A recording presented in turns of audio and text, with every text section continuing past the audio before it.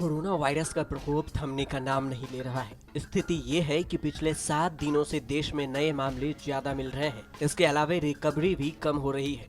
वहीं रविवार को लगातार 5वें दिन देश में 40,000 से ज्यादा मामले दर्ज किए गए और लगातार दूसरे दिन 41,000 से अधिक मामले भी सामने आए। फिलहाल हालात ऐसे हैं कि देश के 10 राज्यों में संक्रमण बढ़ता नजर आ रहा है और 46 जिलों में संक्रमण दर सबसे अधिक होने की वजह से स्थिति गंभीर मानी जा रही है। कोरोना के बढ़ते केसों से ज्यादा चिंता की बात यह है कि कोरोना संक्रमण की आर वैल्यू का बढ़ना। एक कोरोना संक्रमित व्यक्ति जितने लोगों को संक्रमित करता है इसे आर वैल्यू कहते हैं। अगर एक व्यक्ति एक शख्स को संक्रमित करता है तो आर वैल्यू 1 होगी, लेकिन अगर एक शख्स 2 लोगों को संक्रमित करता है तो ये आर वैल्यू 2 होगी। तो वहीं दिल्ली एम्स के डायरेक्टर डॉक्टर रणदीप गुलेरिया ने देश में कोरोना संक्रमण के बढ़ती रफ्तार पर चिंता जताई है। उन्होंने कहा है कि भारत में कोरोना संक्रमण की आर वैल्यू बढ़ रही है और यह चिंता का विषय है। हाल ही में इसके 0.96 से बढ़कर 1 हो जाना चिंता का कारण है। देश के कुछ हिस्सों में जिस तरह से केस बढ़ रहे हैं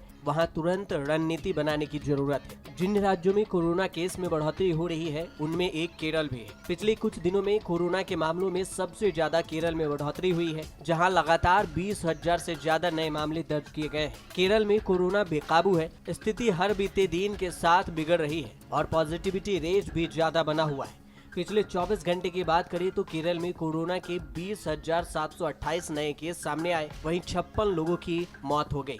एक्टिव मरीजों की संख्या 1 लाख से ऊपर बने हुए हैं। अभी केरल में कुल 1,67,379 एक्टिव केस हैं। तमिलनाडु में भी 2,000 के करीब नए मामले सामने आए हैं। राज्य में 26 लोगों की कोरोना से मौत हुई है। एक्टिव केस की बात करें तो तमिलनाडु में स्थिति केरल की तुलना में बेहतर है। यहाँ भी 20,524 एक्टिव मरीजों की संख्या है। कोरोना से सबसे ज्यादा प्रभावित रहे महाराष्ट्र में भी स्थिति कुछ खास अच्छी नहीं है।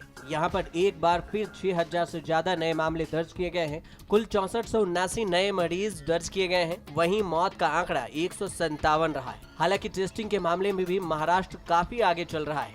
अब तक 4,81,85,350 टेस्ट किए जा चुके हैं।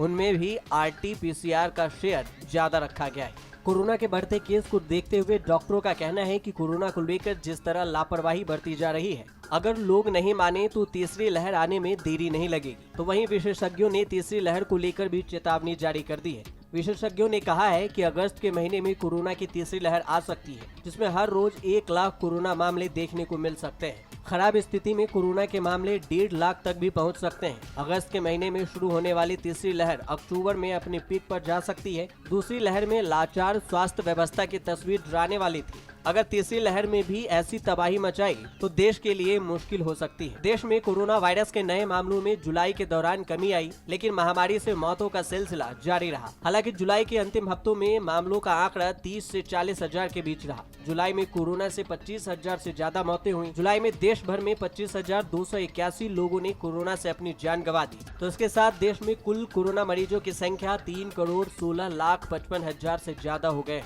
और एक बार फिर से कोरोना लोगों को डरा रहा है। न्यूज़ तक ब्यूरो।